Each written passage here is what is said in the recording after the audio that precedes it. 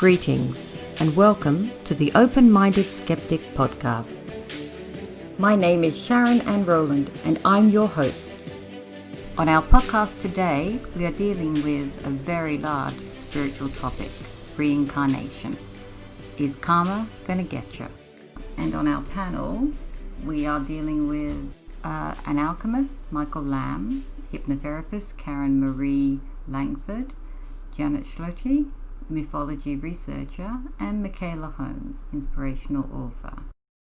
So let's begin with a definition of reincarnation. Reincarnation is the philosophical or religious concept that an aspect of a living being starts a new life in a different physical body or form after each biological death. It is also called rebirth or transmigration, and is a part of the Samsara doctrine of cyclic existence. It is a central tenet of all major Indian religions, namely Buddhism, Hinduism, Jainism, and Sikhism. The idea of reincarnation is found in many ancient cultures, and a belief in rebirth, metamorphosis, was held by Greek historic figures such as Pythagoras, Socrates, and Plato. It is also a common belief of various ancient and modern religions such as Spiritism and Theosophy, and is found as well in many tribal societies around the world, in places such as Australia, East Asia, Siberia, and South America. Although the majority of denominations within the Abrahamic religions of Judaism, Christianity, and Islam do not believe that individuals reincarnate, particularly groups within these religions do refer to reincarnation. These groups include the mainstream historical and contemporary followers of the Kabbalah, the Cathars, the Alawites, the Druids, and the Rosicrucians.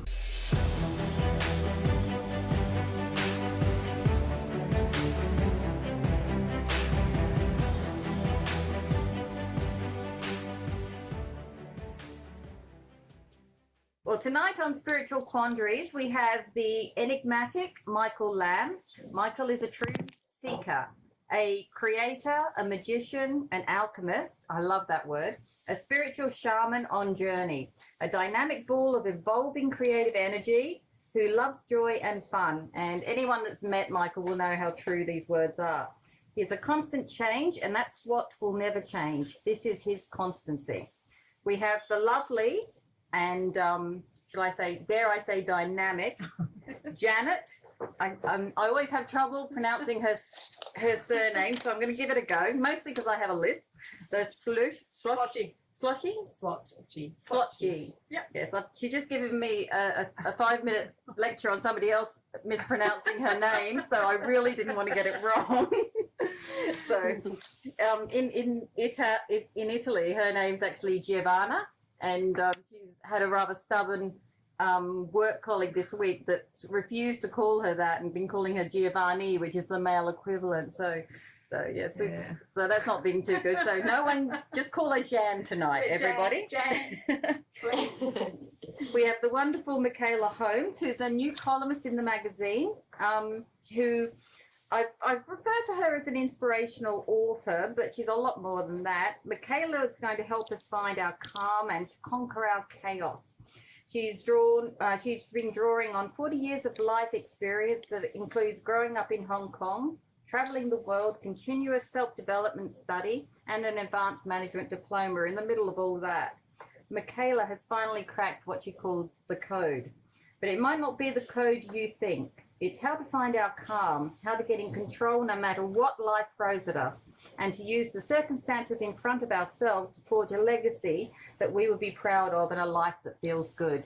And after the day I've had, Michaela, I need calm. And you know what? Jan next to me is in the middle of some legal woes. So she needs a bucket load. Bobby, did you get that before I got it out? She needs a lot of your calm. It's okay other than F-bombs are not okay. Oh, okay. So shit is fine then. Okay. So tonight, guys, we're going to be talking about some big topics. Reincarnation, is karma gonna get you? I've added a few little, my little wisdoms, so you can probably tell. I usually start with a definition of my definition of what reincarnation is, and then we kick into the question. So let's start. So reincarnation is the philosophical or religious concept that an aspect of a living being starts a new life in a different physical body or form after each biological death. It is also called rebirth or transmigration and is a part of the Sasara doctrine or cyclic existence. It is a central tenet of all major Indian religions, namely Buddhism, Hinduism, Jainism, and Sikhism. The idea of reincarnation is found in many ancient cultures, and a belief in rebirth was held by Greek historic figures such as Pythagoras, Socrates, and Plato. Excuse me. It is also a common belief of various ancient and modern religions such as Spiritism and Theosophy. Is that how you say that? Theosophy. Yeah. And is found as well in many tribal societies around the world, in places such as Australia, East Asia, Siberia, and South America. Although the majority of denominations within the... sorry, I've got a bit of a tickle on my throat. I'll just have a glass of water. That's better. Religions of Judaism, Christianity, and Islam do not believe that individuals reincarnate. Particular groups within these religions do refer to reincarnation. In fact, if you've been watching the news lately, you'll notice that there's a big stink at the moment at how they believe the Bible was rewritten to exclude reincarnation. Have you guys any of you guys seen that? No. Well, it's actually quite topical, and I'd already decided to do this topic, and then this popped up in the news, so that's a little bit of synchronization for you. Okay, so I think the interesting question is who actually wrote the Bible and when it was written, and that's just a whole different topic aside from reincarnation. So yes, no wonder it's in question. We will add that to the list. Well, the way I interpreted I think what had happened, it was around the 5th century after Christ, where in Constantine's time that reincarnation was written out of their scriptures because it meant that people would then rely on the fact that they had another life, so they didn't have to try as hard.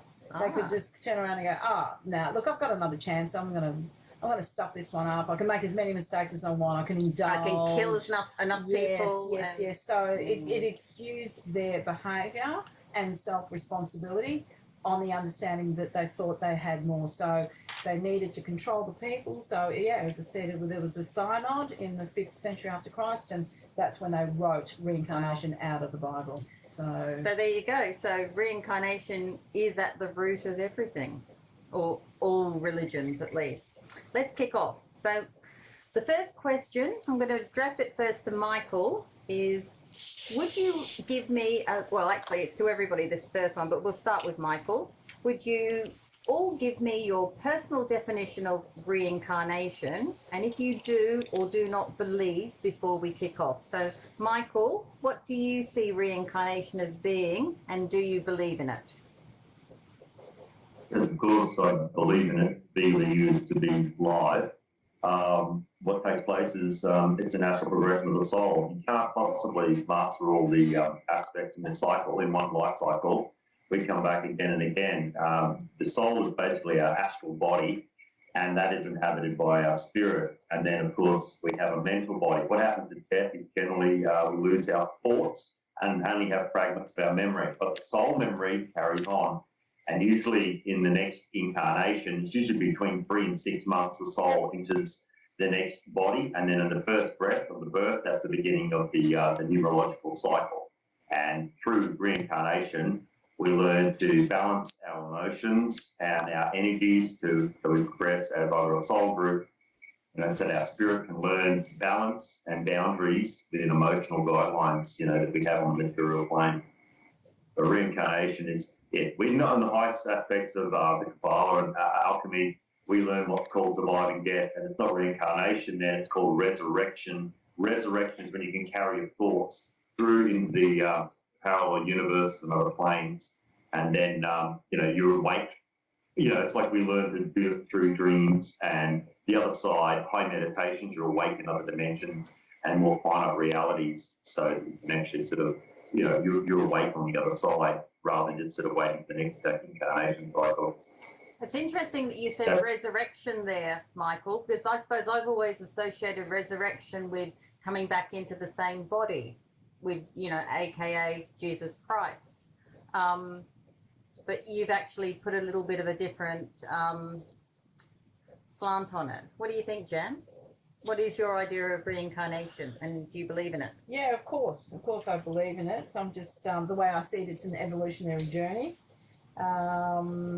And it makes it possible to enter into a personal dreamscape and continue the quest to resolve past energies, empower the person into insights regarding their purpose, their future, and experience ancestral intelligence as a living force. So for me personally, that is definitely, that sums up exactly what reincarnation actually means to me. Resurrection, I have to agree with you. It's not a word that we use near on as often as reincarnation, which conjures up a different body and a different lifestyle, whereas, one of the only examples that we do have of resurrection is, as you say, Jesus in the Bible coming back. The young dude. Resurrecting. That's right. It's the same body, same soul, same everything. He doesn't stay here, so to speak. Do you believe in reincarnation? Yeah, I do. It has a bit of contention that goes with it, because I would like to know why people have the lives that they have. When I see people struggling so bad, and I try not to make it a karmic thing, and I try to sit there and say, what have you done to deserve such an awful life that you're having at this point? See, I think karma's just plain old guilt. It's a guilt trip. Karma's a guilt trip. Yeah. We'll talk about that. We've got a question on that down the track. Michaela, what do you think? What's your understanding of reincarnation, and do you believe in it, or is this it for us? Enjoy the moment. Well, yes, I do believe in reincarnation. And one of the things I was brought up on, my dad always used to say, is heaven must be a really large place otherwise. And I guess it just got me sort of questioning, what is the point of being here? Are we all just energy? So whether you believe or not, you do need to sort of question, what is the point? And when you kind of figure out, is there a point to being here? As you said, is it karma? Is it not? Is the point to go and delve back into past lives, worry about your future lives? Or is it, I'm in the moment, what can I do? What is the best thing that I can do? What can I learn from this? I think it's sort of jumping around topics a bit, but as you said, it's kind of a bit coincidentally that, talking of resurrection, it is around the Easter time. Jesus resurrected himself, and then suddenly, as you say, it's not in the Bible anymore, reincarnation, yet he resurrected and his body was never found.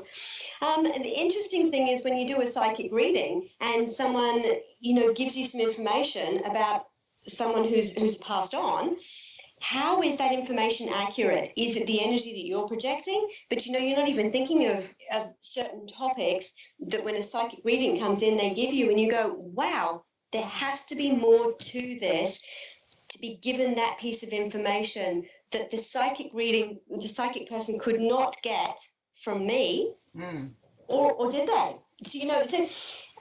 Is it black and white? I'm not entirely sure. Is it right or wrong? Not entirely sure. I believe it is. Believe it's energy. There's something more to this, though, than just my thoughts or what I think about it, hence why I do believe in it, yeah. Right. So, Sheila, what do you think? Yes, Sharon. What do you think reincarnation is about, and will I be seeing you down the track, sweetie, or not? Or should we make the most of it now? Well, I'm a very strong believer in reincarnation, Sharon, as you probably know. Mm-hmm. And one of the things I talk about, from the genetic ancestral perspective of every cell in our body retaining memory, is something I call chakra memory. And I've not heard anyone else talk about it. But to me, it's the sum total of every life we've ever lived. and that memory comes in at conception, and it's so much bigger than all of the genetic ancestral stuff that, comes through both sides of our family line. So, and Bobby and I were just talking while you were still doing your interview off air about my version of karma. And I said, one of my very early metaphysical teachers, a lovely lady in Victoria called Rosemary Cheney, said to me in about 1997-98 that karma stood for keeping all relevant memories alive. And I liked that, so I've used that comment since. And that fits for me with chakra memory. It is keeping those memories alive to me rather than coming back because you're paying for something you've done in the past. Well, I think they've scientifically identified that the cells in our body hold memory as well now. I think the last 5 years or so that actually come out and said there's a scientific basis for that. Mostly when there has, prior to that, people have had operations and they've had transfers of eyes into different bodies or parts of the body into other bodies. What's it called? Transplants. They've had transplant surgery, and the person that's received the organ or whatever has actually said they've also brought over personality traits of the person. Have you heard of that? Yeah, Nexus actually did a very good, probably 10 or 12 page spread around maybe 2004, thereabouts, on transplant memories. Because in America, you can meet the person, the donor family, basically. So people who've never played the guitar suddenly started playing the guitar. And people had transplants suddenly, didn't eat food that they'd normally eaten, but wanted food that the other person had really enjoyed and things like that. So, I quite often smile when I see things and think, well, I've been talking about that for the last 12 years, or, now they're finally deciding that it's real. Yes, no, I thoroughly agree. So, okay, with the next question, we might kick off with Jan.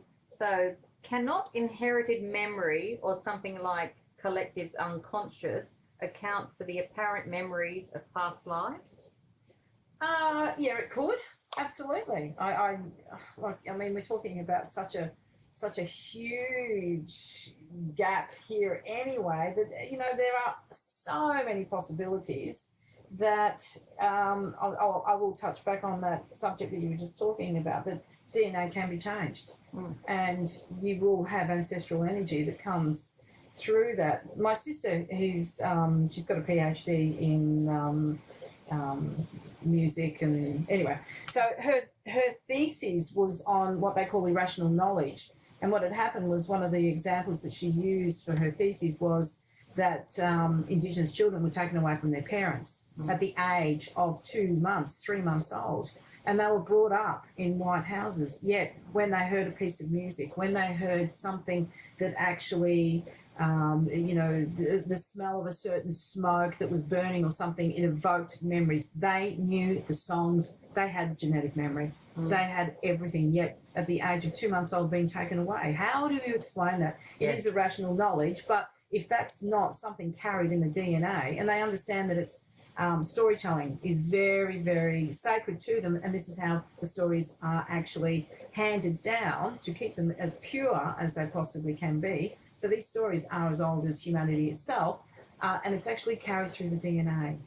So we're saying reincarnation may be just a generic label that categorises a variety of different, I suppose, modalities or phenomenons, and one of them might be genetic memory. Possibly. I mean, to try and say, no, yours is genetic memory, yours is actually repression, yours is a real, past life experience. How can you judge the situation? There's nowhere near enough research that's been done in this, so we can't separate them out into their categories of what they could be. Yeah. So, Michael, cannot inherited memory or something like a collective unconscious account for the apparent memories of past lives? Yeah, that's an interesting question. Have a look before, of course. There's been many studies done by respected doctors, and one comes to mind is Dr. Michael Newton. It's a book that I recommend that you both read. He's not a new age, he was actually old school. He actually just recently passed over. He wrote the book Journey of Soul. I strongly recommend all you read that. And it's actually about the lives in between lives. Also, there's some work that we've uncovered from many different respected, not just journalists, but also professors. There was Dr. Stevenson. Now, Dr. Stevenson was a professor of psychiatry at the University of Virginia School of Medicine. He spent more than 4 years tracking down over 3,000 children who experienced specific detailed memories of alleged, their past lives. Many of these children were able to tell Stevenson what their names used to be, as well as who their alleged friends and families were. They often revealed how they died, along with many other astonishing, details that could easily be proven or disproven by investigation. So personality and behavioural quirks carried over from one apparent lifetime to another, and the children bore a surprising facial resemblance to whomever that they had seen, as they'd been before. So this is not just like some sort of new age thing. This has been going on for centuries, and it's also, clinically proven and tested. There's one actual really brilliant thing that was covered by Dr. Stevenson, and that found the names of the children they were given were correct. And surviving relatives could also be tracked down. Their faces looked similar to the suspected past lives.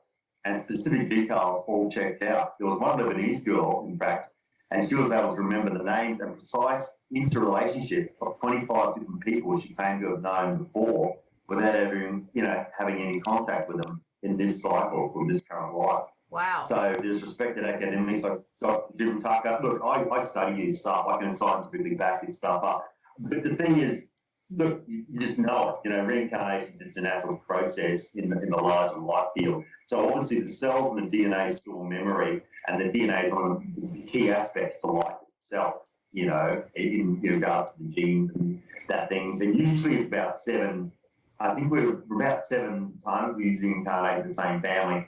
You don't have to quote me on that, but that's what I've already found. You get about 7 cycles in one sort of family soul group, and then you may move on to another one.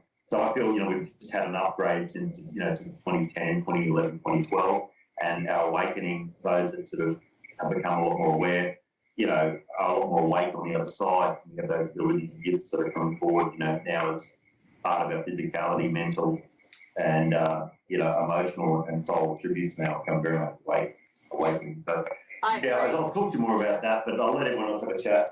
Yes. Okay, thanks, Michael. Yes. Michaela, Yeah. cannot inherited memory or something like collective unconscious account for the apparent memories of past lives? Well, I agree with Michael, and it is interesting, though, that, when you tap to say there's children in case studies where they're not preconditioned as adults, you can't say this, or, you go through the process of life going, well, that's not the right thing or the done thing. When you chat to children and they have no preconceived ideas and they have the thoughts, the memories, and they're able to describe things. I mean, who are we to say, well, no, that's not the truth, or yes, it is. And then when you delve into history and you're like, well, how did they know this? There has to be more to it. So whether it's scientifically proven or not, how do these children know these things? So is it energy around? I mean, is it a collective consciousness? I mean, whatever we decide to label it, there is certainly something more going on. So the children have the memories, whether it's energy, as I said, labels, whatever it is. I mean, it's interesting. I wish I could remember the name of the book, and I'm looking in my bookshelf for it. But I mean, even say doctors with very strict, don't necessarily believe in reincarnation, death is death, they have a near-death experience and actually do die, and then, they see all these white lights, etc., and come back to life and go, you know what, I studied all these years to be a doctor, and now I'm saying there must be more to it than that. So when you read even things like that, let alone, what we're discussing, or when you look at what children are saying, there has to be more to the topic. So exactly, there has to be something more out there. So yeah, I believe in collective unconsciousness. Yeah. Can I play devil's advocate for a while here? Jen's going to play devil's advocate, and then we'll hear from Sheila. Okay, so what actually, my understanding, Tom Schroeder was an investigative journalist that worked with Dr. Ian Stevenson for a few years, travelling around and you know, following his work and recording absolutely everything. So in some of these cases, they did understand, and they had to be dismissed, that the families were to gain because of the caste system that they do actually have in places like Pakistan. So those countries that really have a strong belief in it, they do have that caste system. So it was interesting how they felt that some of these children were believing that they actually belonged to a higher caste. So once the families kind of understood this, they ran with it because they understood that they were actually going to be of, you know, an enormous benefit, because chances are the family from the higher caste will accept these children and go, oh my goodness, this is my lost son who was, you know. So in some of these cases, they did understand that there was something to be gained and there was an agenda. So just to kind of put this into perspective, it wasn't all of them. And you're right, it was 40 years. And it's the empirical evidence that weighs and stacks very, very heavily on his behalf. But there were cases of, I'm not saying fraud, but I am saying something was to be gained by the families. There was some advantage. So totally. Yeah. So and if you've ever been to Pakistan, you'd grab anything. You would grab anything quickly. So Sheila, cannot inherited memory or something like collective unconscious account for the apparent memories of past lives? You pondering that? It could, Sharon, but I'd perhaps look at it from a couple of different perspectives. One, using one of the modalities I've learned over the years, where you take someone back down the timeline to a previous existence, and people will describe who they were and what their name was and what was happening, and people that they know in this life who were related to them in that life, and so on. And because the way I work on that level, you're not planting anything in anyone's mind to want them to do that. You're just allowing what's coming through. And the other thing that I look at too is where you have one soul leaves and another soul inhabits the body, what I would call a walk-in. The person that's inhabiting the body may well be someone from a previous incarnation. So, and it may not be. It may be somebody totally separate who, has wanted to come in and someone's offered up their body for use. So, but again, they retain the memories of the person in the body of the person that they've walked into. It's something that's fascinated me for a number of years. I've done a lot of work with people who are walk-ins. So could they be picking up on collective consciousness? Possibly. But I really firmly believe that, we have those reincarnation memories and the ability to access previous memories. But as Michaela, I think, and Michaela and I haven't met, so I said earlier I didn't think we had, so I was excited about having someone new. Basically, if we're looking back at the past or we're looking forward into the future, are we living in the now?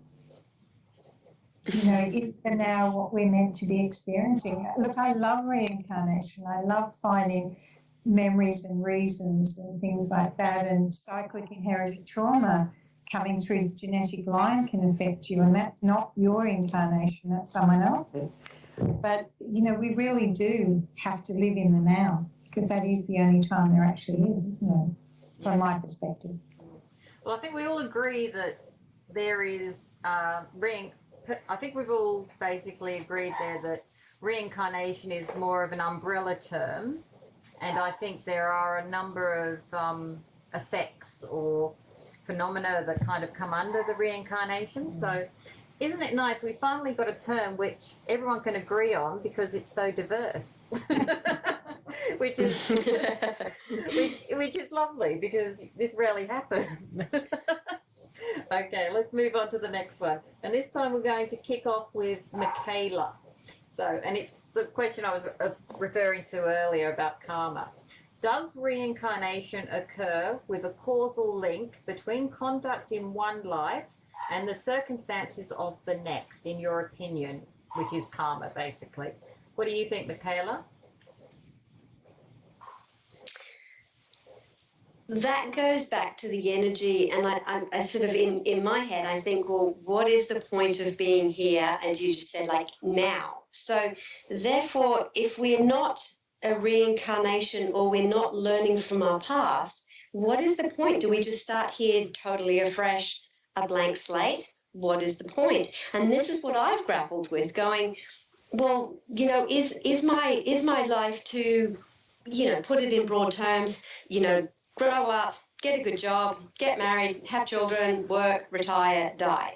And I thought there has to be more to it. Well, you know, so I thought there has to be more to it. So if that's what we're currently doing in this life, do we start totally afresh? And in my mind, I thought, well, that just can't be. As I said, heaven must be a pretty big place. So therefore, if we don't just all here, dead, gone, that's it, what is the point? So is the point that you are learning from your past lives?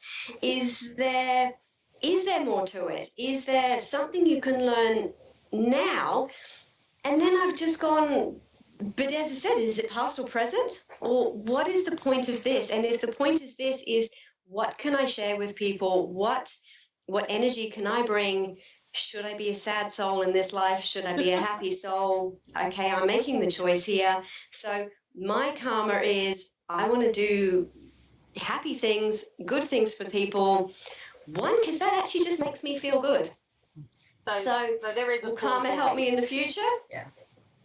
So you do think there is a causal link between how you behave, and if you behave in a well-behaved and a generous manner to your fellow man, you do believe that in the next life you'll be moved up the rank, as they say, to, or maybe not born into a war zone or something like that. Is that where we're going?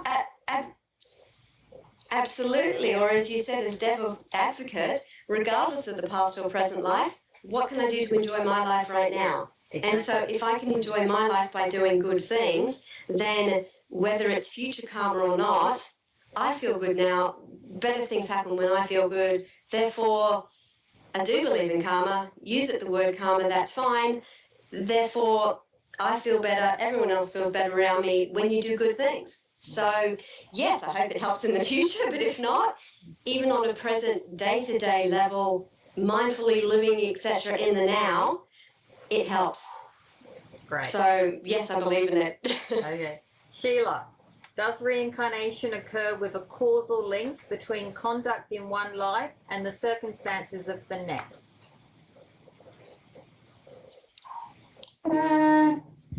Bobby and I were talking about karma before, and I said to him, you know, my view on keeping all relevant memories alive, and the fact that I do not believe that we come into this life to be punished for something from a previous one. What I've been saying for many years, though, the Sheila Coffee Shop in the Sky version, is we, you know, make our soul contracts and we go next door to the supermarket and there's all these packages and they're all emotions, because to me there's no emotion on the other side. You know, people don't have the sadness and the grief and the loss and things like that. So we collect all these free packages, and if you're going to experience joy, you must also experience sadness, or how do you know what joy is? So that to me is part of why we come into this life, to have those experiences, to experience emotion rather than learn lessons. But then again, you've got people who perhaps did not need to come back into this life, and I'm sure we know a few, who'd lived all their lives, done all the things they needed to do, but came back to be of service. And I'm not necessarily really chilled out, cool people, aren't they? Like us. Like the laid back type. Like us. That basically finished school and went to the beach and surfed for 30 years. Figured it all out. That's kind of what I'm thinking. Is that what you're thinking, Sheila? Not necessarily, Sharon, no. So, okay. Michael. I think from my experience, a lot of people who come back to be of service tend to have pretty dreadful lives a lot of the time. Really? They're not here for themselves, they're here for other people. Okay, that makes, yeah. Okay, I can see that too. So, Michael, does reincarnation occur with a causal link between contact in one life and the circumstances of the next, in your opinion? Yes. Simple. To Yes. extrapolate. It's a given. Yeah, well, if you want to break down karma, karma's controlled by all the planets have aspects about us, and that one's controlled by Saturn. And Saturn, that's why the name, derived from Satan was derived from that particular planet. So it has those kind of, but it controls people's energies. And if we have like an extreme aspect, for example, of negative and positive emotions, let's say, I suppose you go down this old nutshell, between hatred and love, where there's a balance that one has to be. You can't just be the yes person and you just can't be the negative person. People come back. There is karmic debt. Look, karma, if you look at it in a scientific way or a mathematical way, it's every action creates a reaction. If I drop a stone in a pond, ripples going to hurt. And also in another layer aspect, that stone's going to go down to the bottom, whether it touches something or moves something down there, that's another aspect. So everything we do in this world actually has another opposite reaction in another world as well, like a parallel universe. And I agree with what everyone has said before, but also I don't just see the other side as just this other side. It's just like this big, bland, heaven. There are layers and densities to other realms. We don't just see it, I've worked and moved in those levels, and you need to increase or become a more finite being in those realms. There are like corridors in between, say, lower astral planes, mid-density astral planes, high astral planes, you have planes of nirvana, Buddhic realms, atomic levels and planes. This is too much for the average. A lot of people don't get this, but it's only when one starts to really get into the nuts and bolts of it. Karma works in the fact that this is a plane of duality. Everything in this plane is either negative, positive, up, down, in or out, masculine, feminine, solar, lunar, but in between is where all the colour and the real magic happen. So if I choose to be, as my Carla said before, a happy, giving, caring, kind person, then generally a lot of that comes back. But it has other aspects. There are certain densities of negative energy that it's a harder place to move through, for example. It might be an industrial place or, negative waste or something. So we tend to steer away from those energies, Now that makes sense. Yeah. Yeah. Okay, Jan, if you've been waiting. Jan's, by the way, I'm just warning everyone, Jan has been making notes as you've all been speaking. So I love it. So let's let her have it. So does reincarnation occur with a causal link between contact in one life and the circumstances of the next, Jan? Well, I was actually reading a very, very interesting piece of. It was a thesis. It was this guy's thesis, and what he was actually talking about was the religious interpretation here. So, this actually does come down to what religion you actually believe in. So, karma would be something from, say, like an Indian religion, or Buddhist, or most of your Eastern religions, they do believe in karma. So if somebody was born with like a crook leg or something, well then, holy dooly, he did something really wrong in his past life. So to get around this, as far as like Catholicism was concerned, because they had to get rid of this idea that you come back again, well then they did this thing where they created heaven or hell. So you don't come back, but you go to one or the other. But what is really interesting as well is that, of course, when a child is born, the child is born with what they call the original sin. So they actually have to baptize this child from past sins created. So there's a bit of a paradox going on here. Do you know what I'm saying? So, for me personally, I kind of think karma is in this life. I don't really like to think that it's... It feels it sometimes. Yes. I've got to give you that. There are some times where you just think, wow, that came... I use the phrase instant karma an awful lot these days, because that's what I mean when it happens in this life and not like The pendulum Yes. swinging that knocks you off your post, or you've got, it goes around, comes around. I mean, look at the Australian cricket team. Instant karma. so I think it's, as you say, the polarity or the reversal of energies. If you put this energy out, well, then this other one's going to come back tenfold. Yeah, you scratch up a cricket ball, it's going to hit you in the nuts the next day. So I think karma is a little bit more instant. I just would like to believe that you learn the lessons that you need to learn, and you get given the opportunity to basically experience even more and just do better the next time. I see it as evolution. I don't like to think I've come with, like baptism, the whole process of baptism, we've come with somebody else's sin or original sin, and I don't like the thought of that. So I'm just going to go nah. Personally, it's funny that we got onto it already, but I was actually going to just add in here that I actually think karma, there's two types of karma. There's instant karma, which is where there's a line you step over consciously in our life, and I don't know, I didn't notice it as much in my, up until about 40, never used to see instant karma, but the last 10 years, my God, it's just come out. I don't know, it's it's everywhere. Is anyone else seen this? People seem to be being punished almost instantly. I mean, there's a good example is the pharmaceutical guy, that young Martin somebody. About 2 years ago, he took over the company, and the one medicine that cost $300 a tablet, he marked it up to $9,000 a tablet. So people literally were dying in the US because they couldn't afford to get this tablet.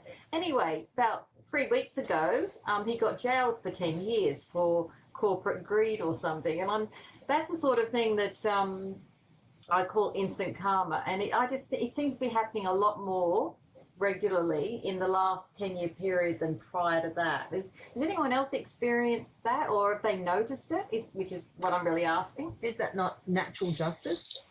No, it just feels like it's on a different level. It's kind of like you did something very evil and now it's coming. To me, that type of crime is against everybody. Humanity. It's against humanity. So that's the kind of level of, that's where I call it instant karma. So you've actually damaged. It's the same with, I'm waiting for Japan, something big I think is going to happen in Japan after what they did with Fukushima in March 2012. I mean, I'm just waiting for Japan to get something back. It's the next tsunami, the next earthquake. there's something big coming. There's something it's cyclic there. And well, with a lot of the natural disasters that have happened, there's a lot of instant karma going on with that too. There's a lot of countries that have done something or voted in a dictator, and then they're wiped out by a tsunami within months and that. And it's intriguing to actually watch it.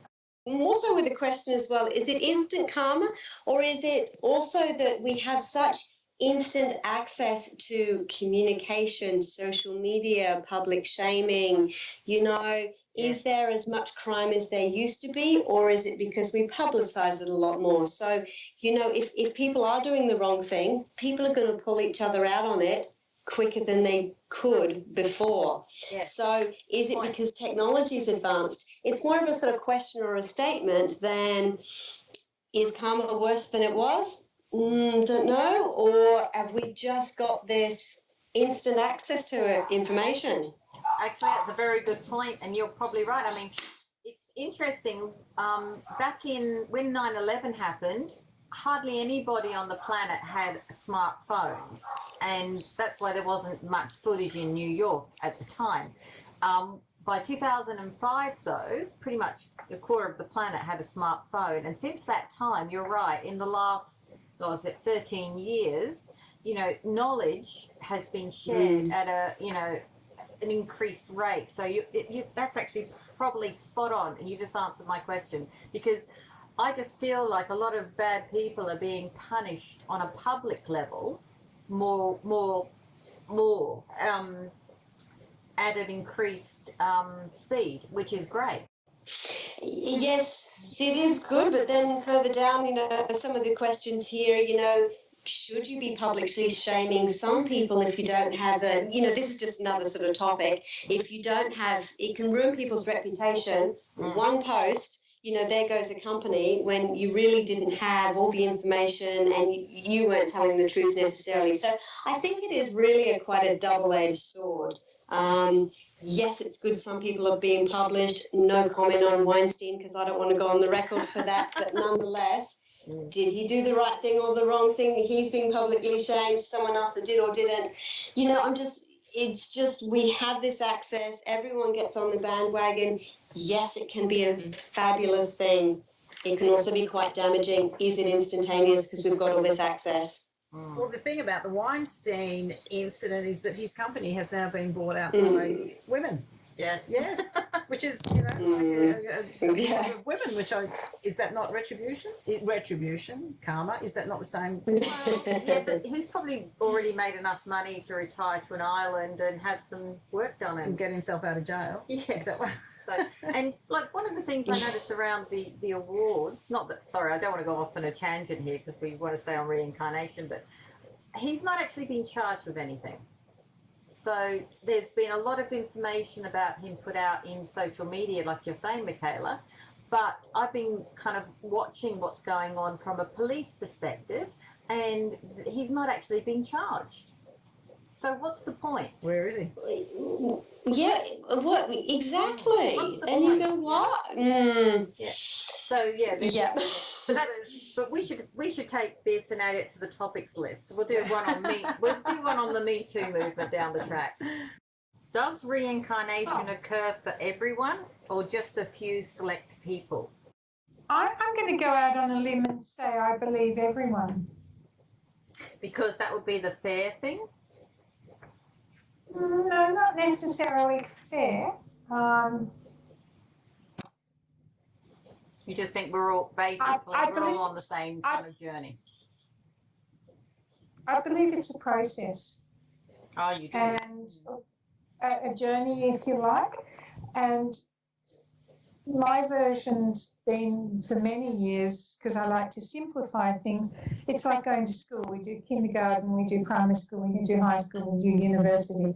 So we get some choices, when we finished university, if you like.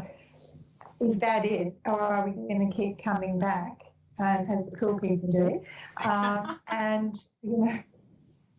be of service or, to me, if I haven't learned something new every day, I've missed out. So, I'd want to keep coming back just so I didn't miss anything. Can I ask a quick question? Because I know you're my metaphysical maven. So I know you secretly love me calling you that. it's kind of got a naughty edge. Not quite sure about that one. Yeah. It does, doesn't it? Yeah. But there's something I've been pondering this week, and I thought you might be able to help me with.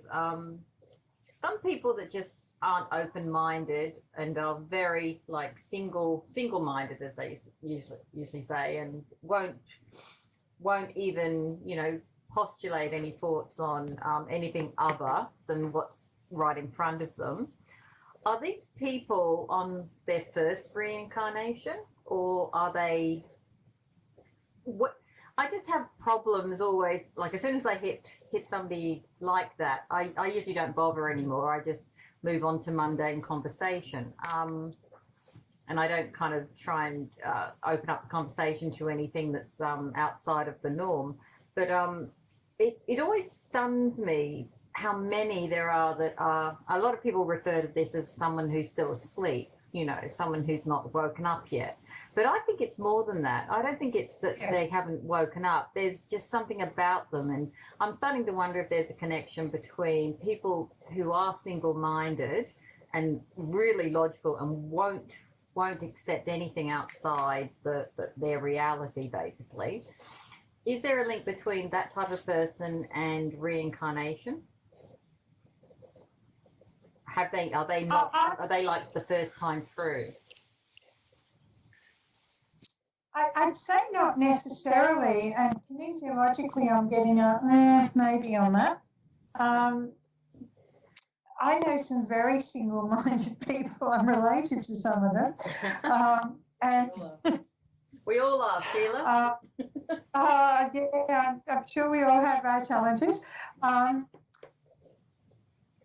It's something I said a very long time ago, and I can be quite rude, crude, and uncalled for anyone who doesn't know me.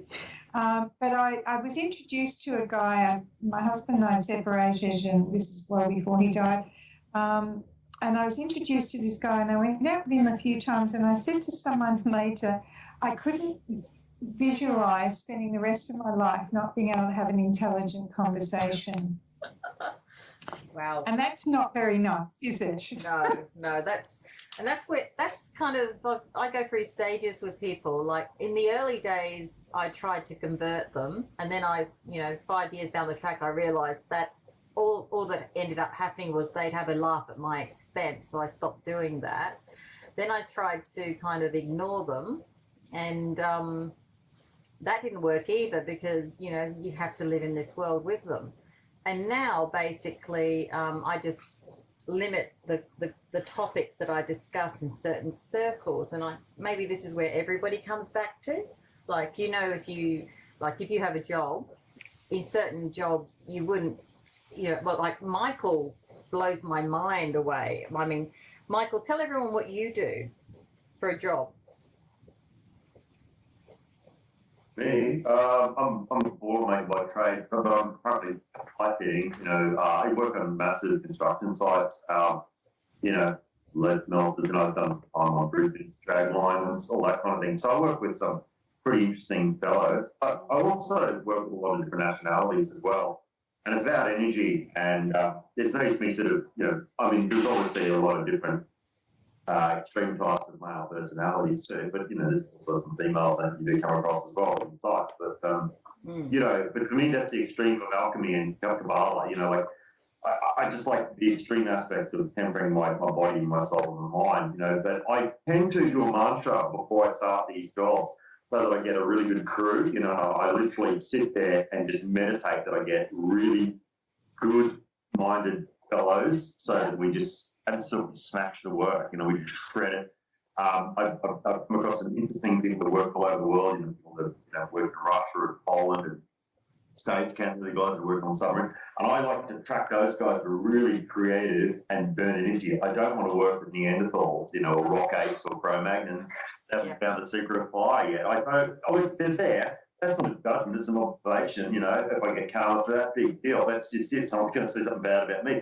But it's just, I don't want to talk nonsensical sports or anything like that with other people. I want to work on the job, get the money in the bank, and I like working with massive machines. Some of the sites I work on is like working on Mars. But that's nothing. I mean, the stuff that's going on this planet, it's just, the average person has no idea. Even a lot of psychics don't really know the depth, the massiveness of what this planet's about. But anyway, that's my little spiel, But I think we create and we attract the right people through our own magnetism, whether you want to call it a natural magnetism, an animal magnetism, in our own primal physicality, but also, you get what you think about most. You get what you think about most. It's one of the biggest secrets of, not just the book, The Secret, but the elite control of money. You just think and that you can create that. You manifest your destiny, as it were. So I find it fascinating that you say you like manifest your crew, because I had when I was in IT, I was a team leader on a lot of IT projects, and I'd have to pick my team.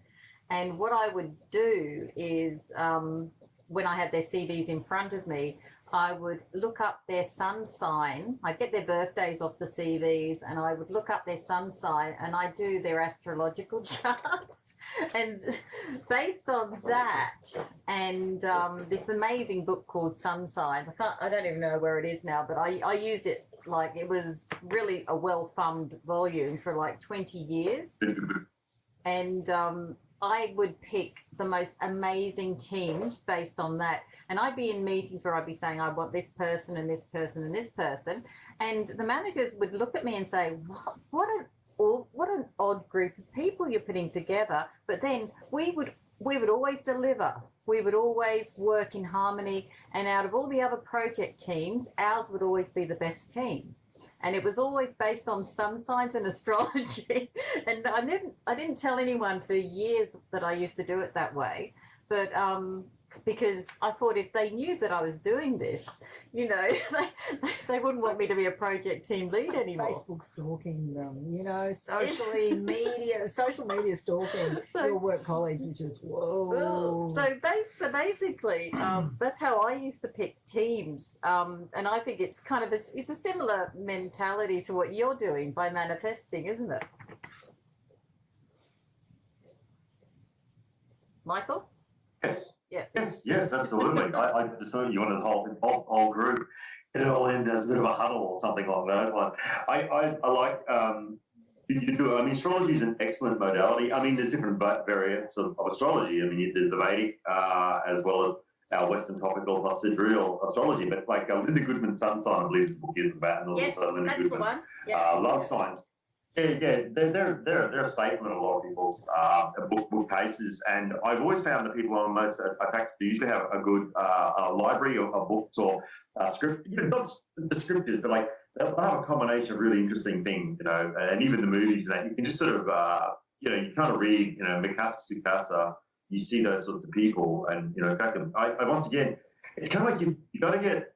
You just can't do it from an intellectual thing too. There's also a street credibility too. You know, I've always found that some of the big Maori brothers, I got on really good with them. I like some of the Filipino guys. I like working with them. You know, they were great, and they just shred the work. It was great, and we just halved it, and it created a really good energy. But even in other groups, like they kind of, you know, they look up to us, so we kind of earn street cred. You know what I mean? Just by keeping areas clean too. But, you know, astrology works really good, like you said, is sometimes, you know, if there's any modality you want, you can use human design, you can use gene keys, you can use Hamilton, but there's just so many different modalities. Whatever works for you, you know, just put it to the test, and if it doesn't work, on another way, you know? Yeah, well, this process worked for about 20 years, and I never had a bad team, which is great. But anyway, we should get back to what we were talking about. Janet, does reincarnation... Absolutely. Sorry, Michaela? I was just going to... That's all right. I was just going to add in and say, you know, it's great that we're having these conversations and we're obviously open-minded, but you do kind of wonder with the single-minded or asleep people, as you said, that's what society wants, though. So are we being dumbed down with the news, with religion, with all this stuff that we're supposed to follow? And are we the odd ones out by going, hey, I'm going to think outside the square. Actually, I'm going to think or not think and feel and, you know, be open to star signs, other opportunities. So I just think there's a lot of people who are just, as you said, asleep, but they're happy being asleep. They're told what to do. You will follow this. You know what, You will Michaela? do these this way. Michaela, do you think this is how secret societies begin? Where you have basically we should start a secret society. Because honestly, when you find a group of like-minded people, by the way, I want to give it a cool name, nothing like, you know, everything else is so heavy, like the Illuminati, you know. I want to give us a cool name rather than some of the dire ones out there. I'm sure Michael would come up with something good, actually. But even being open to having this conversation, saying, you know, is karma, is reincarnation, is any of this legit, is it real, is it something you feel, is it scientifically proven? You know, who's to say we're right or wrong, and who's to say they're right or wrong? But, you know, there's movies out there called The Matrix even, you know, is a lot of stuff conspiracy theories, and, you know, on this topic could go, though. Yeah. I do think people are being dumbed down, though, whether it's with the food we eat, with the medication we're given, but also the mind-numbing, you know, stuff that's being told to fill our brains, including what's on the news. I personally think... Yeah, well spoken. You're spot on, Michaela. Hey, Michael. But I think a lot of it's actually to do with depopulation, and we're feeling the dumbing down is a side effect of them trying to depopulate the planet, to be honest, because a lot of the things they're using, like vaccination and that with the heavy aluminiums and things like that, are affecting our brains. And so I think maybe that's a side effect of depopulation. I was going to add that it's, for me, I think it's interference from whatever, if you want to call it a And the conspiracy. food, of course, the pesticides. Yeah, there's food. interference. So if people get given a choice whether they want to do what I call very, very dark soul-searching work, or they live in the now and have a good time and get their eyelashes done and get their lips Botoxed and all the rest of it. I don't think they put Botox in the lips. I think it's something else. Well, they're injecting Botox their is above faces. here. Ristylane is back Oh, here. you know all about that. Listen I to do. you. Listen to you. I do know about it because I get migraines and I have to have a three needles of Botox a year to stop the migraines. Wow, that's incredible. Yeah, I'm lucky because they start at my pineal gland here. Yeah. So I'm usually a bit non-spiritual for about a month after each shot. I'm not surprised. I'm not surprised. But yeah, the interference in the sense where you get given a choice. You can choose to do this dark work because at the end of the day, this is all about introspection and it's all about looking at areas of having to accountability for what you are and what you've chosen to do and where you are. It's very, very dark work. Or let's have a look at, let's just try and keep it lighthearted, read all the fluffy magazines and stuff so we don't have to do the work. So I think it's a choice. I think people get given a choice and most people will choose the easy option, personally. Michaela? Absolutely. Or what seems the easy option at the time, as you say, you do the dark work, but what happens when you've done the dark work? You sort of go, You can't go back. oh, I can come out of it and go, wow. But people don't do the dark work and they keep suffering. And you think, well, why not just go through the dark work? You're suffering anyway. Good point. But it's putting your expectations onto other people. I suppose that's the one thing that at this point in time, I actually, when I see people, as you say, they don't do the work, they want to have this lifestyle that's all lovely and glossy and all that sort of stuff, I'm just in a position where I wish them well because I'd like to believe at some point in time it will happen. It will happen for them, not this lifetime, not next lifetime, but it will happen. But I still believe and I maintain we get given a choice. Everybody gets given the same choices in life. What you do with those choices is whether you want to progress, do better, that's your journey. And does everybody think that depends on how many times you've been reincarnated? Just as a side question here. No, I don't. I mean, for me. Personally, I think if you're like at a Michael stage, and maybe you two ladies, and definitely Sheila, all of you, I feel, have probably been through the process maybe 100 times, whereas maybe somebody who's a criminal in this lifetime, it's just in their first 10 reincarnations. I think, personally, it is a path of learning, and I think every life teaches us something, a moral of some kind. When you start talking about these things, why do people become so reactionary? Why do they get offended? Why do they, put you in a position there's something wrong with you as opposed to, something wrong with them? So you're touching on nerves that people understand. They know exactly what's going on, but they make choices. So they seem built knowledge, but they're just not ready to accept it. I don't know if it's ready. I just kind of think they have too many distractions. Look, I'm going to get on my Facebook now. So, while I'm doing that, I'm not going to be doing the dark night of the soul. I've got way too many things to do. It's a choice. Personally, I think everybody's pretty much on the same. But they're superficial things. They are exactly that, Michaela.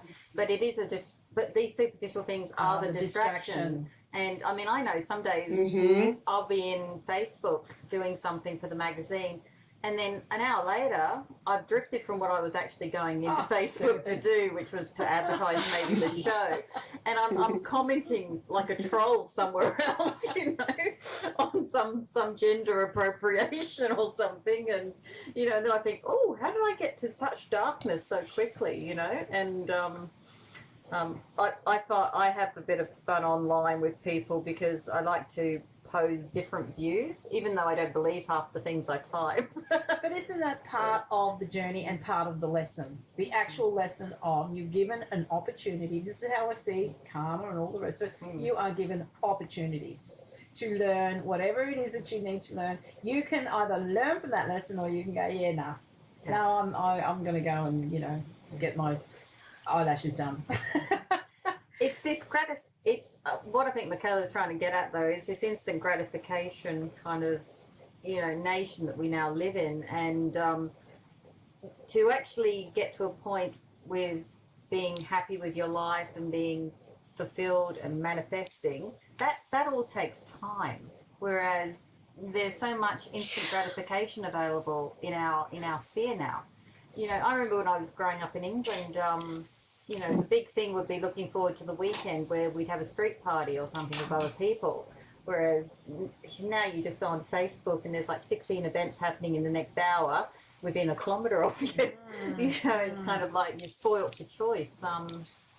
Yeah, but I think instant gratification. Absolutely, and just sort of 3 points on that, as I've just sort of written down, is first of all, I think it's just easier to blame other people than take the blame yourself, or, you know, work on yourself. Exactly, going on what you said. I don't think people feel they have a choice. That's because they're not figuring out that they have a choice. Right, just got to do, you know, I've just got to do what everyone tells me to do. And also, you know how hard it is to change yourself. So you can't go changing others. So therefore, you know, easier to blame them. I don't need to do any work on myself. But do you know what I find fascinating, Michaela? A lot of people that I know that have kind of woken up or become a little bit more open to things, it's happened after something big in their lives. Like for me, it probably happened around, I mean, I've always been open to this thing, but in 2008, my body shut down and I had to stop working. I won't go into what was wrong with me, but I had a couple of surgeries, and basically the doctor said to me I had to stop the lifestyle that I was living, which was, I was on a plane pretty much three out of 5 weeks of the month flying. I was a national IT manager flying around Australia to all the different sites. And I just found that that was my moment of, okay, oh shit, I'm going to be dead in, like, the doctor pretty much said I'd be dead in 6 months if I didn't stop the type of work I was doing. And I was working for all these big 500 companies in Australia. I was working for people like Boeing. I was working for some fertilizer companies. And I realised now in hindsight, I was working for companies that damaged the planet or weren't particularly... and I think, I was basically being told, my office at one of the fertilizer places overlooked the sulfuric acid pond. Nice. It looked very pretty, by the way, but it was a sulfuric acid pond, you know. But you've put the nail on the head. People need to have a breakdown before they have a breakthrough. Yeah. And then I'd say, what signs did you get before you had the breakdown that people don't pick up on and realize? So there's a lot of signs given to people, like you said. Was it the migraines? And you know, I can't comment, but there are things along the way. Were you a bit miserable? Were you tired from traveling? Was it just not your soul's work? There's so many signs people get on the way that they miss because they're asleep or whatever it is. But until you can connect with yourself and say, actually, this is what I want, this is what is going to make me feel good. This isn't a selfish thing, but it's the sort of, what am I missing? What should I be picking up on? Do you need the breakdown before you get the breakthrough? And unfortunately, people need the breakdown. They need to hit rock bottom before they can come back up again. But what I'm saying is, what's driving this is interference. Who's behind the interference? What's behind the interference? So if you are going to be completely distracted and, what's glittering on your left will distract you from what's going on to the right, whether there's an agenda behind that, I mean, that I find really, really fascinating. I couldn't tell you categorically if there is something driving this, but I have a sneaking suspicion that there is a force that doesn't want us to be in touch. Because once you go down, you are now open. So, guys, Michael, you're up for the next question. if reincarnation does occur, what is it that actually reincarnates? Is it, I think you mentioned this earlier, you believe it's the soul, right? The soul is the astral body. That's your character. It's different to your mental mind from the training that we went through, you know. And also, you know, your soul is your astral body. It's tied in with your physical body and your mental mind. But your mental mind works completely different to your astral body. Your mind is powerful. It's more tied into your spirit. Spirit is like the eternal spark of, like, let's say, like a sun being. We're like sons and daughters of, like, life energy. We virtually become sons that give off life, right? You know, like trillions of levels of creation on this planet, for example. So that's like our spirit is like antimatter, okay? Whereas our soul, through a matrix, it connects to spirit. Now, this is really getting into it, but I won't go on all the detail, but I'm just going to keep it at these 4 levels: spirit, soul, mental body, physical body. Now I can just work the elements easy. The soul body, it goes through it, learns the lessons again and again, and then after the physical life cycle, you pass over into the density of maturity of certain lessons on one planet. A lot of people sleep. Some people can come cycles and cycles and never wake up. That's their thing. That's what they do. But I've met smarter animals than a lot of people on the planet. You know, I've come across dogs who can outsmart some of the guys I've seen on construction sites. You know, like I'm thinking, this guy's ascending, and this my mate's dog and cat, they're ascending at a ridiculously, you know, intellectual rate, you know, or like a soul rate for what the good this is. So I look at it those ways. That's what I've, you know, acquired over the years through a lot of different brilliant teachers and different, let's say, philosophies. I suppose the philosophies behind religion, rather than the mainstream religions themselves, and the deeper aspect from some of the ancient scriptures, you know, much older. So it seems to be saying the same thing, you know. You know, we're only using about 10% of our mind, but when we're using our higher senses, not just our normal 5 or 6 senses, you know, when we're working with our clairvoyant, our clairaudient, you know, our intuitive senses, you know, our clairalience, all those sorts of senses, you know, clairsentience, which is like a super knowledge, we're accessing, let's say, like a source field that is very much aware and very much awake. And there are intelligences in this field that many cultures call Shiva or God, Genie, or any of these different types of being. And also, we could be saying that we're actually being guided by our future selves. But get into that, that's a question of time and gravity and how we look at time not being a straight line, which I see as a big illusion to a lot of people. I see it as a straight line since year dot. Whereas when you look at time and how it works, particularly if you study things like the Philadelphia experiment and the time manipulation, you start to understand that it is very much tied into gravity, time, space, and gravity. But anyway, I'll go into that another time. That sounds fascinating. But, you know, I think that's another article for the magazine, Michael. That's fascinating stuff. It really is. Yeah. I'll just come in for the good coffee, you know. We've got a little bit of an echo, Sheila. Is that okay? Okay, let's keep going. So, yeah, sorry, Sharon, I muted. Yeah, everything's fine, I think. Excellent, that's good. So, Jan, if reincarnation does occur, what is it that actually reincarnates, in your opinion? Energy. Energy. Yeah. So we're an entity, an energy entity in some Energy of some form. I can't tell you what, how, who, why. All I know is that what I believe, what it is that I actually believe is that the energy will kind of manifest itself as either the soul, probably not spirit as such. I mean, again, it's labelling, isn't it? It is. I just think it's a form of energy that has the ability to manifest in different forms, basically. Could this be the grammage that they did an experiment, I think, in the 60s where they weighed a body pre-death and then post-death, and they recorded the difference in weight, and it was a certain grammage. And they basically said that the soul, or whatever this energy is, weighed a certain amount of grams, 29 grams or something. And I found that absolutely fascinating. And from a scientific perspective, I'm sure they've probably explained it away some other way. But Michaela, if reincarnation does occur, what is it that reincarnates?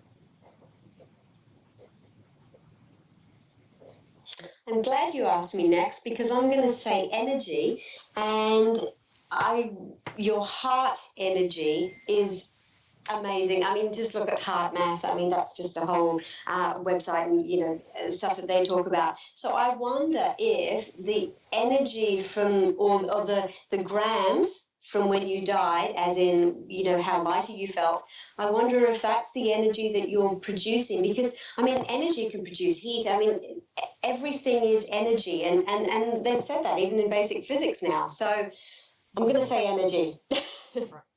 Sheila, what actually reincarnates in your opinion? I'm pretty much with everyone else, energy. And like Michael, I see the soul and the spirit as being individual. So to me, the spirit incarnates first and the soul can come in later, depending on the individual person, how much later. And yes, the process you were talking about, I actually spoke about it, I think, last week, of the weighing the body and the soul having an actual energy. So it's all fascinating, isn't it? Do you remember who the doctor was? I've forgotten his name, but I should do an article on it because it was one of the only times where I think science was a bit gobsmacked. That and the double slit experiment, and how consciousness plays a part in controlling the neutrons or proton or whatever it is that flies through the double slits. I can't tell you who it was, but I know I was reading about it more recently as well. I think they've been actually doing some more study on it. So it'd be worth having a look, yeah. Yeah, that's That was Buckminster pull-off, by the way. Did the protons through the slits. Yeah, that's protons. Buckminster pull-off. Yes, I'm not a scientist, but I knew it was protons or neutrons, something with ton on the end. So okay, now Jan, why do only certain people remember their previous lives? Why don't we all kind of? Well, I actually have remembered mine, but well, I think that it acts as a purpose for moving forward. So again, I think it's probably got something to do with the lessons that you might need to learn. So I think it is. Oh, okay. So there's a link between the lesson learned last time and the current one. So pretty much maybe you didn't really get on top of that last message. Again, an opportunity to make the choice whether you want to learn this lesson in a particular fashion or learn it this way or learn it that way. But I think that... Damn. Does this mean that I shouldn't be eating chocolate cake in 2 lives? Because that's what I think. Well, as I said, it's it gives you the opportunity to resolve past energies or whatever, and then empower the person who does remember. It empowers them and it gives them that sense of purpose. It gives them that sense of drive and that sense of purpose.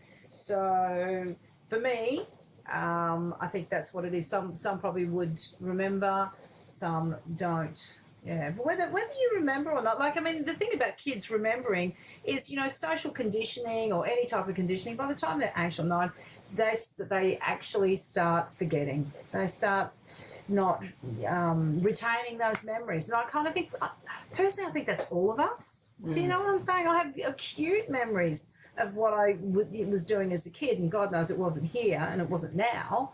And then, of course, social conditioning, that's it, it's gone. It's just all gone. I found in 2006 I went to England and did a bit of a, I was actually born at Stonehenge, if no one didn't... As you do. As I was quite... on the equinox? Yes. No, not on the equinox. On St. Patrick's Day. Whoa! Which is a milestone. Yeah, I was... we were docked at the port at Southampton when my dad was a naval officer. And my mum was 2 days over and they told her to go for a drive on a rocky road. Oh, no. And they went to Stonehenge. And it was a very rocky road, and because I ended up being born there and then taken back to Southampton. But when I visited there in 2006, I had the most I call it more of a tactile experience or spiritual experience, because and I've had that at other places too. And I've found after I've had experiences like that, that's when the past lives kind of come back in memory form or dream form. So, Sheila, you've done a bit of regression. Is that typical for people? Like something spurs the regression to occur? I believe we're constantly in touch with our past lives. We just may not be aware of it. And when we are in areas that we've been before, people talk about deja vu and things like that. And one of the things years ago was it used to be said that your subconscious mind basically travelled ahead of you in time, and that's why you recognise places. But when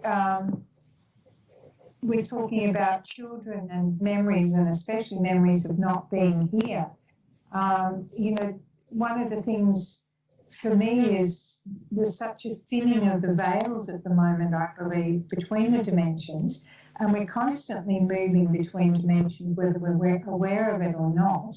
So, that tactile feel of knowing something or feeling something may well be dimensional as well. It's interesting you should bring up the thinning of the veils. I was just reading an article on the LCD in Geneva, and a lot of people are saying now that when they turned it on in 2003, was it, that it actually it increased the amount of people who are having these experiences of other dimensions. Do you think that has anything to do with, and the fact that time seems to be speeding up? As I said, it's just an article I was reading. I don't actually have an opinion on it as yet, but since we're talking about thinning of the dimensions, would anyone like to comment? Michael, maybe?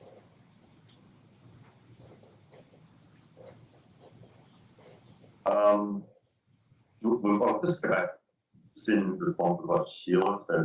That's actually very, very a good analogy of it. Also, really interesting that you were born the same age as well, by the way. My brother was just there a couple of years ago, and not even 2 years ago, and he said about the energy that was said about Avery and that massive late one goes there. But getting back to the deja vu aspect, we had massive, or even so many cases over the years of massive deja vus in certain places when they go travelling.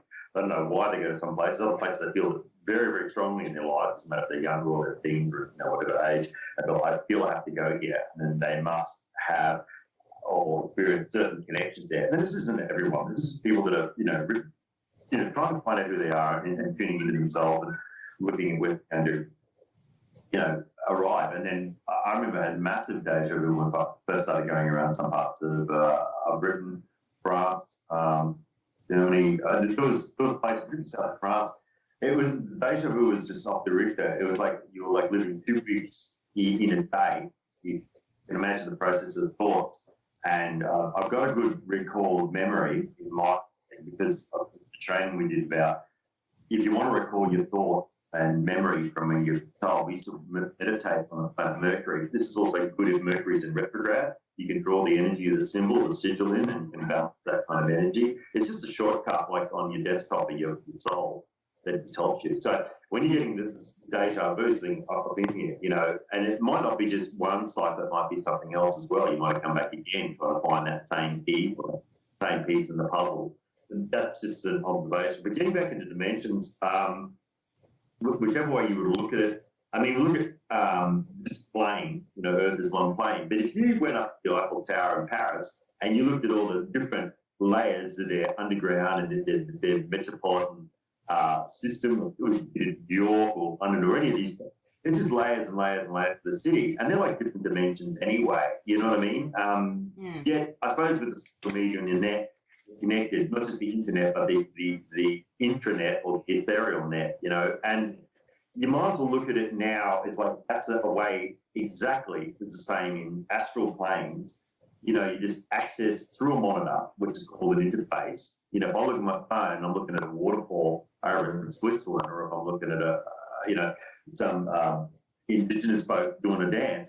That's in front of the monastery. It's actually blocking my view of what's actually around in my three-dimensional world at the point. So I'm tapping into that dimension. And this is exactly how it works when one starts what's called hopping through the planes. It's called sliding, using vortexes and Stargate. And this is known. Mainstream science knows this.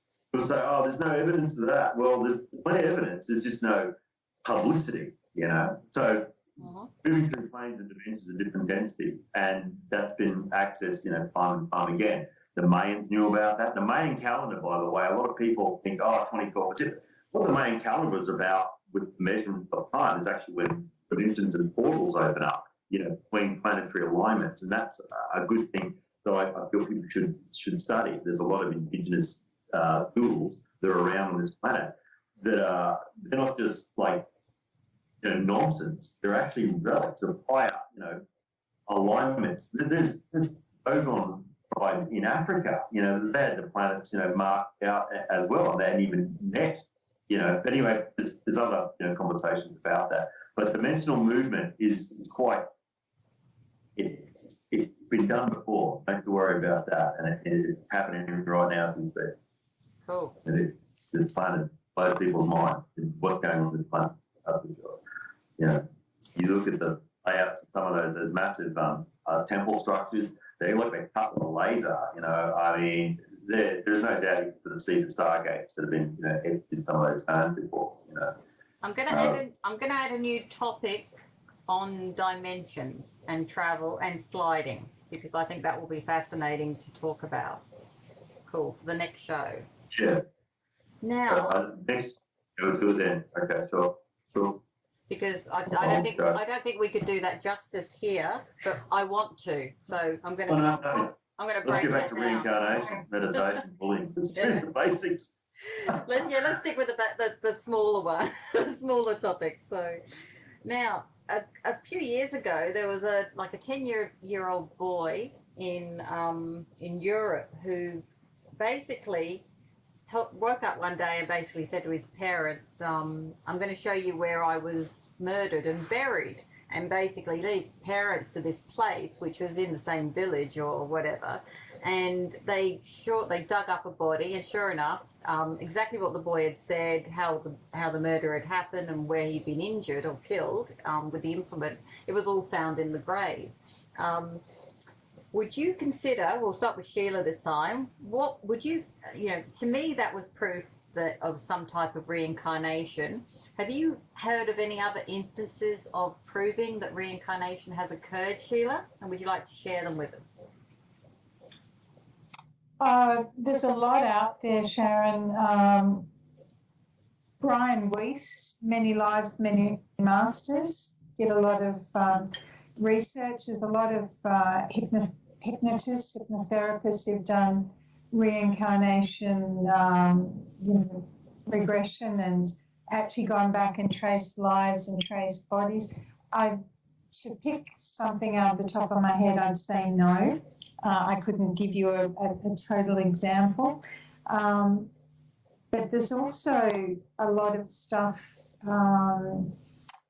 where people have remembered having been alive and where they've left something. Not necessarily that they've been killed, and although people quite often identify who murdered them and things like that, but knowing that, they buried a piece of jewellery or put it between two stones or something like that. So there's so much proof, if we put that in inverted commas basically, out there if people are willing to look for it or to accept it. And just while I'm still talking, we've got about 10 minutes left. Oh. And we're going to run out of time, guys. Oh, we are.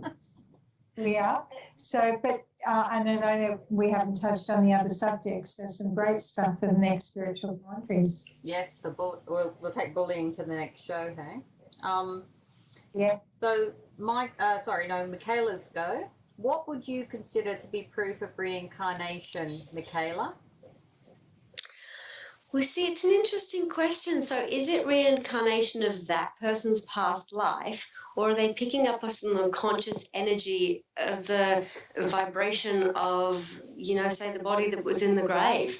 And I don't know if we can say one way or the other. So what the boy picked up on that you mentioned in that story, and he said, I'm going to take his parents to the actual grave. I mean, who's to say that was a past life of his? Or was it an energy he picked up on that there is a body there? As you said, the jewellery, that someone's buried somewhere. I don't know if we can, personally, I don't know if I can say one way or the other that, yep, definitely reincarnation, that was proof of that. Or is it a consciousness? Is it an energy that they've picked up on something? Like a tap into the Akashic record instead. Or just the collective, just the consciousness of, when you, as you said, when you go somewhere like Stonehenge, you feel the energy of something. So is it that you were drawn to there? And I don't have a comment. I don't have a black or white answer to this. It's just more, I get drawn to certain places. I get a feeling about it. Is it because it's deja vu? I've been there before. Is it because I have a reincarnation of a past memory? I can't comment on it, but there's certainly an energy you pick up from certain places, objects, and things. That's my belief. Yeah. Yeah, no, I know what you're saying. I was actually driven to Stonehenge. I wasn't drawn there this time. I basically went with a girlfriend who hadn't been there before. And the most fascinating part about it was the fact that they no longer let you touch the stones, and they have a police presence there now. And basically, we one of us, the girl I went with, I won't mention her here, but she's actually quite big in Queensland's the spiritual life. But I distracted the policeman while she ran across, and then she did the same for me. So we basically both darted across while the policeman while we distracted the policeman. But I actually thought that was horrendous. Part of the experience is actually feeling the energy from the stones, and you can no longer do that. So, they let the Druids in on the Sabbats, and that's about it now. I think mostly because a lot of people used to like to take a souvenir home. So, as usual, it's ruined by the masses. But,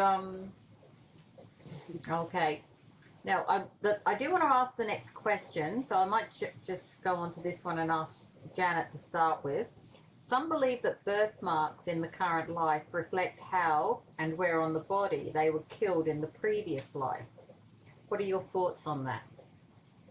I find it interesting. I couldn't say it's categorically proof. I find it interesting, but I think it's, again, getting back to the whole purpose of reincarnation. What about the mental scars? What about the emotional scars? Well, funny you should say that, but a lot of regression therapists that I know tell me that a lot of people come to them with like chronic back pain or stabbing pains in their body somewhere, and when they regress back to the incident of their previous life where they might have been stabbed, the pain that's been with them all their life disappears. Yeah. So So the scars are not just physical; they could be emotional, psychological, spiritual scars that people are carrying. And again, personally, for me, it's been given the opportunity to heal or resolve that energy that, that person's life was cut short in a very, very traumatic way. It's normally trauma as well, isn't it? It is. There's always trauma kind of associated. But a lot of people also think that when they have the port wine stain on their bodies, or they have a rather large or Strawberry obvious or something, a birthmark wound, or it's or a birthmark that's kind of like a stab wound or something like that. What do you think, Sheila? You must have heard this before. What are your thoughts on it? I actually worked with a young girl many years ago. She was one of my children's friends who had what looked like a bullet wound in between her shoulders, and she was born with it. So we could say, yes, that's probably come through from a previous life. That's not specifically well, it's a birthmark, but it's an abnormality, if you like, within the skin, rather than something as a colour or a patch or something on the skin. I've got a couple of small grandchildren, and they've both got a fairly sizable brown birthmark. One of them is just at the top of his butt because he's forever flashing it at me. And his sister's got one on her leg. Now, they're not the same shape, but they're very similar in colour, but her right side, his left side. So, you wouldn't know. Interesting. It's like a mirror, is it? Mirrored version? Yeah, they're totally different shapes, but the same coloration, like, bigger than a 50-cent piece for both of them, but a different actual physical shape in the mark itself. So, that they're very like their mother, both of them. That could well come through the genetic line. Mm-hmm. So maybe that's also past trauma from a previous ancestor as well. Could be, yeah. Cool. Yeah. Michael, is there any use for us knowing about our past lives? Is there a point to it, do you think? Why do we... Yes, absolutely. Tell us. What do you think? I believe it's about understanding histories, many different cultures, different races, nationalities, and also beyond the mainstream history we're given. I believe involved with our heritages from many different cultures, because I suppose of like let's say the McDonaldization or the American. Well, I don't want to use terms the wrong way, but I feel that we're deep, rich, immortal beings. We haven't learned about our immortality yet, but I believe we're timeless beings, and we keep coming back again and again. But not just like we're all famous people in a past cycle. It is many, many different layers to that, and also learning about humbleness and gratitude, like when we've been poor or broke, we might have passed over at a very young age. When we've been a different sex or we've lived a long life cycle, as say a shaman or a healing woman or something like that. I think we take into the collective of that, and also I believe it connects us deeper to and richer to community, and not just that as well, but it makes us understand and appreciate levels of consciousness. Some cultures very, very deeply worship, or not just worship, but work with the rocks and the stones. They are a living consciousness. They're a living stone, and seen that in building, technology used with silicon, sapphires, diamonds. Also with the trees and the indigenous cultures that work, in harmony with the trees and rivers. We have that understanding that trees and plants are sentient beings. We get more energy out of a fruit when we pick off a tree or out of certain herbs, and the herb law that's come out many, many different aspects of herbalism, naturopathy, and that through thousands of years of cultures. We get to understand that we're connected to life forces like that. Also, our animal brothers and sisters and friends there. I mean, the avian kingdom there with all the birds, all the mammals. We're connected with insects and reptiles, many different beasts. So we're like becoming into a super consciousness, a collective consciousness. So as we progress, in the natural evolution, because we're young creators, in evolution, and we have the opportunity to diversify and grow into what I call a fifth dimensional consciousness, an angelic level of consciousness or a devic level of consciousness, or as we slowly climb up back and ladder, whichever way you look at it, whichever culture you choose. But I won't waffle on because we're running out of time. So that's what I feel, when you get into a galactic consciousness. Thanks for that, Michael. That's what. A couple of years ago, I read an interesting, I suppose I'd call it an e-book called Alien Interview, and it had basically, it was supposedly the Roswell alien. One of them survived Roswell, and they were taken to an American base in the States and interviewed. There was a series of interviews.